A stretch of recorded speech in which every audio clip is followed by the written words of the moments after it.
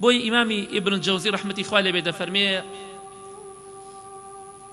إن مشقة الطاعة تذهب ويبقى ثوابها وإن لذة المعاصي تذهب ويبقى عقابها أو خوشي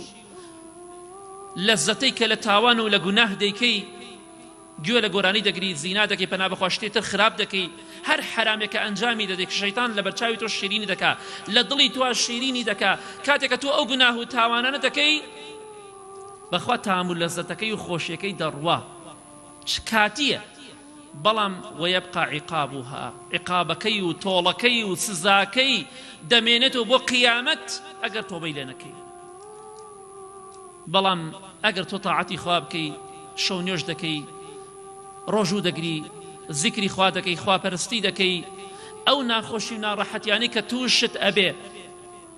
دەڕوات کۆتایی پێدێت هیلاکیت لەبیر دەچێتەوە ماندووبوونت لەبیر دەچێتەوە بەڵام پاداشتەکەی بۆ قیامەت مسۆگەرە و ماوە کەواتە هەڵی بژێرە تاوان دەکەی لەزەتەکەی دەڕوا و عقوبەکەی چاوەڕێتە ئەگەر تۆبە نەکەی عیبادەتی خوۆش بکە ناڕەحەتی توش ئەبێ